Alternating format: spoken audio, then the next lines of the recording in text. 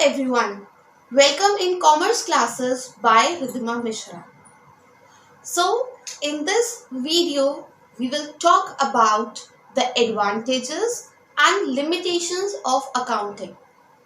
So as you know that everything comes with some pros and cons. So same goes for accounting also.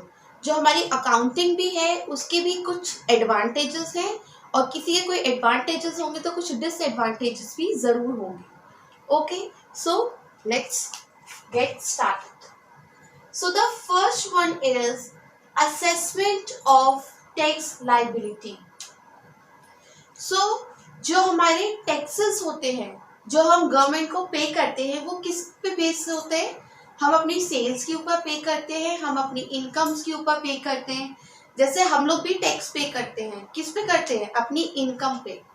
Same way business वाले भी tax पे करते हैं. तो वो tax पे करने के लिए हमारे पास क्या रिकॉर्ड होना चाहिए? हमारी इनकम्स का रिकॉर्ड होना चाहिए, हमारी कितनी सेल्स हो रही है उसका रिकॉर्ड होना चाहिए. सो वो रिकॉर्ड कहाँ से मिलता है? हमें अकाउंटिंग से. सो अकाउंटिंग का क्या एडवांटेज है कि वो हमारी टैक्स पे करने में, टैक्स कैलकुलेट करने में गवर्नमेंट के लिए हमारी हेल्प करता है. Next is evidence in legal method. So what happen कि कभी भी कोई डिस्प्यूट हो जाता है किसी चीज को लेके. आपकी जैसे कोई कंपनी है, वो पार्टनरशिप फर्म है, दो लोग पार्टनर्स हैं, उनका कुछ रेशियो डिसाइड होता है प्रॉफिट शेयरिंग का. सो सपोज अगर आके जाके कुछ उन दोनों में डिस्प्यूट हो जाता है या आपकी कंपनी का किसी और कंपनी से डिस्प्यूट हो जाता है, सो वहाँ पे क्या होता है, आपकी जो अकाउंट्स हैं, वो आपकी जो अकाउंटिंग है वो आपकी हेल्प करती है as an evidence. Evidence means सबूत. किसमें? आपके जो भी लीगल मेथड्स होते हैं, जो भी कानूनी काम होता है उसमें आपका वो एविडेंस की तरह काम करता है. Next is knowing cash deposit. आपकी कोई बहुत बड़ी फर्म है, आपको नहीं पता आपके पास कितना पैसा रखा है. सो आप वो किससे कैलकुलेट करोगे? आप अपने अकाउंटिंग से ही कैलकुलेट करोगे. पैसा इट्स नॉट लाइक कि आपके पास जितने आपने गिन लिए कितने रुपए हैं वो आपके पास हो गया, कैश हो गया. नो, क्योंकि उसमें आपको कुछ क्रेडिटर्स को भी पे करना पड़ेगा. क्रेडिटर्स आपके कौन हुए थे? जिनसे आपने उधार में पैसा लिया है. या आपको कुछ बिल्स पे करने होंगे, आपको रेंट पे करना होगा. सो ये सब कैलकुलेशन के बाद आपके पास जितना पैसा बचेगा वो आपके पास कैश इन हैंड होगा. सो कैश डिपॉजिट मीन्स कि आपके पास कितना कैश है, क्योंकि अभी आपको कुछ लाइबिलिटीज भी पे करनी है. सो वो लाइबिलिटीज पे करने के लिए आपके पास सफिशिएंट कैश है या नहीं है, या आपकी लाइबिलिटीज कितनी है जो आपको पे करनी है थ्रू बैंक और चेक और कैश, जो भी है आपका मेथड पे करने का. उन सब की कैलकुलेशंस के लिए भी हमें क्या चाहिए होते हैं? अकाउंटिंग चाहिए होती है. Next is comparative analysis. Comparative means comparison. जहां भी आपको कंपेरेटिव मिले it means comparison. So comparative analysis is कोई भी, जैसे आपकी लास्ट ईयर के कुछ अकाउंट्स हैं और आपके अब के अकाउंट्स हैं, तो आप उसको कंपेयर कर सकते हो किसी भी चीज़ को. आपकी सेल्स लास्ट ईयर कितनी हुई थी, इस साल आपकी सेल्स इतनी है, तो इट मीन्स आपकी सेल्स इंक्रीज हुई है या डिक्रीज हुई है, या आपकी एक कांस्टेंट सेल चल रही है. सो ये भी जो भी आपका कंपैरिजन होगा वो आप इजीली कर सकते हो with the help of accounting. So it helps in comparative analysis. आपके क्रेडिटर्स पहले ज़्यादा थे, अब कम है. डेटर्स ज़्यादा थे, कम है. आपका प्रॉफिट पहले ज़्यादा था, इस बार लॉस हो रहा है, कैसे हो रहा है. सो किसी भी चीज़ का आप जो कंपेयर है वो इजीली कर सकते हैं with the help of accounting. Next is cost control. Cost control means आपके जो भी एक्सपेंसेस होते हैं, एक्सपेंसेस इज लाइक आपकी एक कंपनी चल रही है, उसमें आपको कई सारे खर्चे करने पड़ते हैं. किसी भी चीज़ को खरीदने के लिए, किसी को रेंट पे कर रहे हो, किसी को बिल पे कर रहे हैं, किसी भी चीज़ के लिए बहुत सारे ऐसे ट्रांजेक्शन्स होते हैं जिसके लिए आपको पैसे खर्च करने पड़ते हैं. सो जब आप उसको एक प्रॉपरली सिस्टमैटिकली रिकॉर्ड करते हो, so that you can calculate कि आपके कितने एक्सपेंसेस हुए हैं. और अगर वो एक्सपेंसेस आपके बहुत ज़्यादा हैं तो आप उसको कंट्रोल कर सकते हो। ओके, सो इससे हम जो हमारी कॉस्ट होती है किसी भी चीज़ की, हम उसको कंट्रोल कर सकते हैं by having the systematic record of accounting.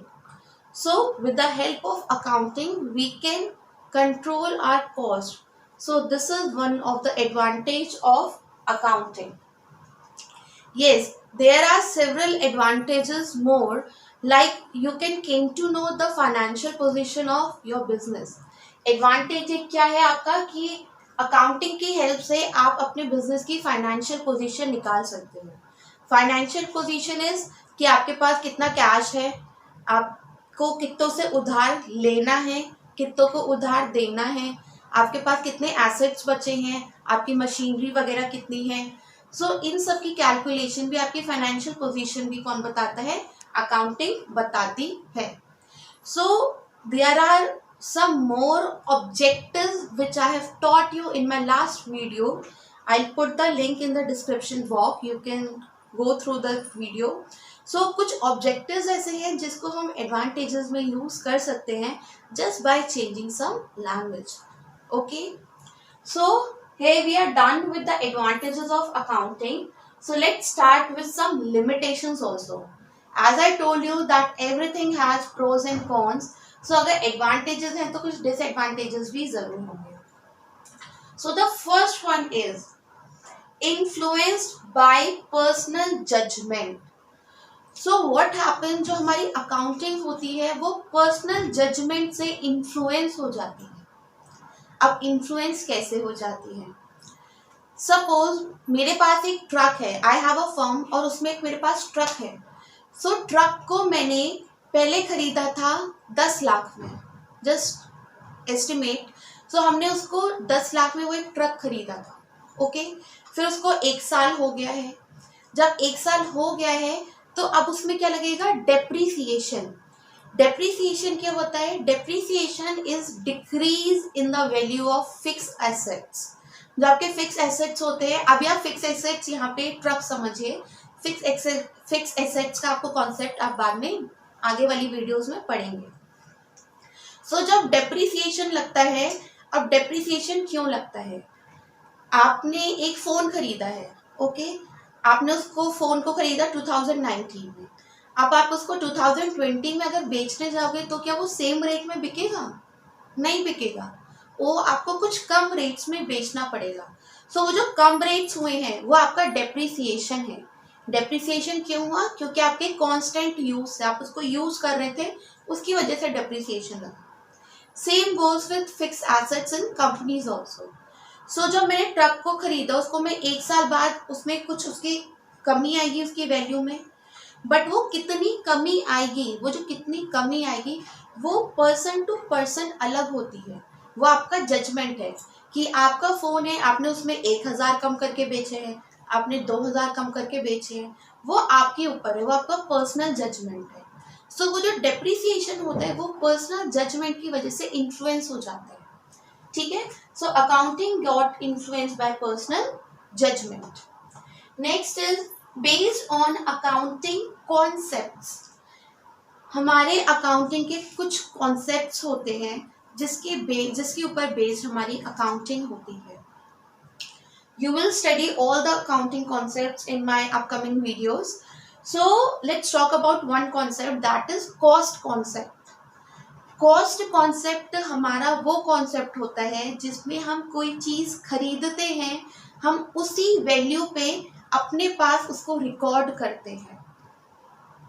As I just told you, हमने एक ट्रक खरीदा है, वो हमने 10 लाख में खरीदा था, तो मैं उसको अपने पास मेंशन करूंगी 10 लाख में ही। ठीक है, अब वो 1 साल हो जाए, 2 साल हो जाए, उसमें डेप्रिसिएशन में पुट करूंगी वो अपने अकॉर्डिंग, बट वो मेरे पास रिकॉर्ड रहेगा 10 लाख में ही। तो उसको हम कॉस्ट वैल्यू पे ही उसको अपने पास रिकॉर्ड करते हैं, बट उसकी कल को जाके मार्केट में वैल्यू चेंज हो जाएगी, क्योंकि आपको भी पता है जो एक चीज़ के रेट्स जो हैं वो मार्केट में फ्लक्चुएट करते हैं। तो ट्रक आज वो 10 लाख का है, हो सकता है कल वो 8 लाख का हो जाए, लेकिन मेरे पास किस में रिकॉर्ड है? 10 लाख में। सो ये भी एक लिमिटेशन है कि वो कॉस्ट पे ही हमारा जो है वो रिकॉर्ड की जाती है फिक्स्ड एसेट्स, बल्कि उनकी मार्केट वैल्यू चेंज हो जाती है। सो उससे क्या होता है, हमारी अकाउंटिंग पे इफेक्ट पड़ता है, हमारे पास जो कैलकुलेशन आती है वो एग्जैक्ट कैलकुलेशन नहीं आती है। Next is incomplete information. Incomplete information means कि आपका जो बिजनेस है वो आपके बिजनेस का जो हम प्रॉफिट और लॉस निकालते हैं हर एक फाइनेंशियल ईयर के बाद, फाइनेंशियल ईयर मीन्स आपका एक साल, सो जो फाइनेंशियल ईयर के बाद हम जो प्रॉफिट एंड लॉस निकालते हैं वो हमारा एग्जैक्ट प्रॉफिट एंड लॉस नहीं होता है। क्यों नहीं होता है? क्योंकि हमारे पास चीज़ें हैं बट हमें उसकी मार्केट वैल्यू नहीं पता है, हम तो उसको कॉस्ट पे रिकॉर्ड करते जा रहे हैं, तो वो एग्जैक्ट नहीं होगा। ओके, सो इनकम्प्लीट इंफॉर्मेशन क्या है कि हमारे पास जो प्रॉफिट एंड लॉस निकलता है वो हमारे पास एग्जैक्ट प्रॉफिट एंड लॉस नहीं होता, क्योंकि हमारे पास जो रिकॉर्ड्स हैं, जो अभी मैंने आपको ये कॉस्ट कॉन्सेप्ट बताया था, जो हमारे रिकॉर्ड्स हैं वो थोड़े ऊपर नीचे हैं, वो एग्जैक्ट वैल्यू नहीं है।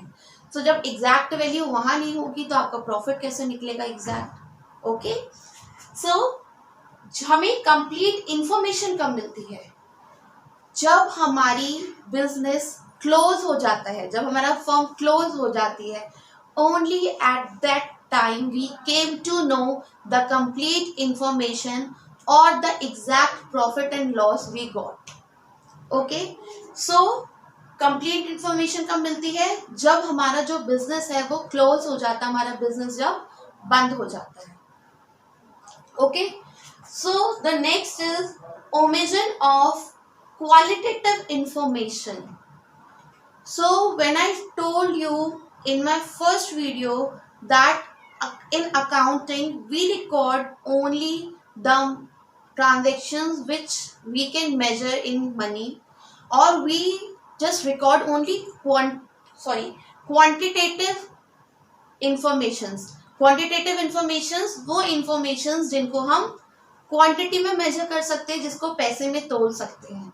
But what about qualitative information, वो कहाँ जाती है? वो हमारी अकाउंटिंग में नहीं आती है। Yes, qualitative information plays a very important role in company or firm, but we don't record qualitative information क्योंकि वो पैसों की फॉर्म में नहीं होती है। अब आपकी क्वालिटेटिव इंफॉर्मेशन क्या हुई? जैसे आपकी जो कंपनी है उसके जो एम्प्लॉयज हैं, they are very hard working, they are very efficient. Okay, but क्या हम उनकी एफिशिएंसी और हार्डवर्क को पैसे में रिकॉर्ड कर सकते हैं? No. So these are very important thing for company, but we don't record these things in our accounts. Why? Because we cannot measure those things in terms of money. क्योंकि हम उसको पैसों की चीज़ों में नहीं तोल सकते हैं, इसलिए हम उसको अकाउंट्स में कहीं भी रिकॉर्ड नहीं करते हैं। So omission of qualitative information. Next is unsuitable for forecasting. Forecasting means जब आगे की चीज को हम फोरकास्ट करते हैं, जैसे वेदर फोरकास्टिंग होती है कि हम आगे मौसम का अंदाजा लगाते हैं कि कल बारिश होगी, परसों धूप निकलेगी। सेम वे हम अकाउंट्स में भी जो है वो फोरकास्टिंग करते हैं। आप कोई भी चीज जब प्लानिंग करते हो, आप अकाउंट्स के लिए आप कोई कंपनी खोल रहे हो, आपकी फिर एक साल की आगे के लिए कुछ प्लानिंग होती है कि आप लोग जैसे अपनी स्टडीज के लिए भी प्लान करते हो, एक टाइम टेबल बनाते हो कि कल मैं इतने बजे उठूंगा, फिर लंच करूंगा, फिर पढ़ाई करूंगा। सो आप क्या करते हो, आप भी एक टाइम टेबल बनाते हो। सो सेम वे जो आपके अकाउंट्स होती है, ये भी आगे की चीज़ों को लेके फोरकास्ट किया जाता है। ये भी पहले प्लानिंग करता है, अपनी चीज़ें फोरकास्ट करता है, अपनी स्ट्रैटेजीज और हर चीज़। सो क्या होता है, कई बार जो हमारी फोरकास्टिंग होती है वो सूट नहीं करती है कंपनी को, कंपनी के लिए अप्रोप्रिएट नहीं होती है। आपका जो भी फोरकास्टिंग होता है वो कोई भी प्रिडिक्ट नहीं कर सकता, एक अंदाज़ा लगा सकता है, बट कई फैक्टर्स होते हैं जो आपकी फोरकास्टिंग को इफेक्ट करते हैं। कैसे? आपकी एक चीज़ है, उसकी मार्केट में डिमांड बहुत है, तो आप अपने प्रोडक्ट की आपको पता है मार्केट में बहुत डिमांड है, बट व्हाट हैपन, वो डिमांड जो है वो कांस्टेंट नहीं रह सकती है, कभी वो इंक्रीज हो जाएगी, कभी डिक्रीज हो जाएगी।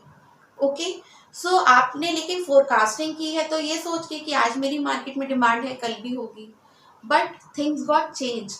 हो सकता है उस प्रोडक्ट की मार्केट में डिमांड कम हो जाए। ओके, सो इन सब चीज़ों से भी जो है हमारी अकाउंटिंग जो है फोरकास्टिंग में कई बार हेल्प नहीं कर सकती, क्योंकि आगे की चीज़ें प्रिडिक्टेबल नहीं है। आपकी गवर्नमेंट की कुछ पॉलिसीज होती हैं आपके लिए। सो आपने तो जो करंट पॉलिसीज है उसके हिसाब से फोरकास्ट किया है, बट हमारी गवर्नमेंट चेंज हो गई बाय चांस, तो उसकी अपनी न्यू पॉलिसीज आएंगी, फिर आपको वो अडॉप्ट करनी पड़ेंगी। ओके, सो आपकी जो फोरकास्टिंग है वो कई बार आपकी कंपनी के लिए फेवरेबल नहीं होती है, कई बार अनफेवरेबल हो जाती है। Okay, so I hope that you have understood the advantages and limitations. So come, let's do a short recap very fast. First advantage is assessment of tax liabilities, tax pay करने के लिए। Evidence in legal methods, कोई भी dispute होता है तो उसमें as a evidence काम कर सकता है। नोइंग कैश डिपॉजिट, हमारे पास कितना कैश है कि हम अपने एक्सपेंसेस पे कर सके उसके लिए।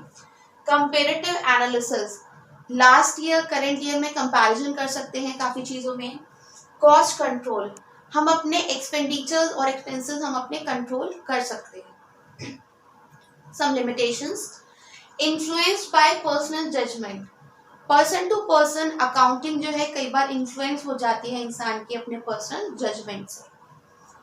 बेस्ड ऑन अकाउंटिंग कॉन्सेप्ट, कुछ ऐसे अकाउंटिंग कॉन्सेप्ट्स हैं जिसपे बेस्ड है और वो प्रैक्टिकली सही नहीं है। इनकम्प्लीट इंफॉर्मेशन, कई बार अकाउंटिंग हमें इनकम्प्लीट इंफॉर्मेशन देती है, जैसे मैंने आपको बताया था कि प्रॉफिट एंड लॉस कई बार एग्जैक्ट नहीं आता, नॉट कई बार, हमेशा। कब आएगा? जब हमारा बिजनेस क्लोज हो जाएगा, हम अपनी चीज़ों को बेच देंगे मार्केट में, then only we came to know the exact profit and loss we got.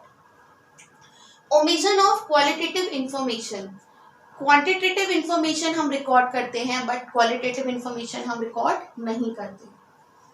Last is unsuitable for forecasting, forecasting के लिए अनसुइटेबल है क्योंकि एक साल की अकाउंटिंग के बेस पे हम फोरकास्ट एग्जैक्ट नहीं कर सकते, कई बार फेवरेबल होगा कई बार अनफेवरेबल होगा। So here we are done with advantages and disadvantages. So I'll post a photo of this advantages and limitations in my video. You can just pause the video to note down the notes, or you can just take the screenshot. So if you like my video, give a big thumbs up, and yes, don't forget to subscribe my channel. And if you want to get the notification, you can press the bell icon given here. Okay, thank you. Bye bye.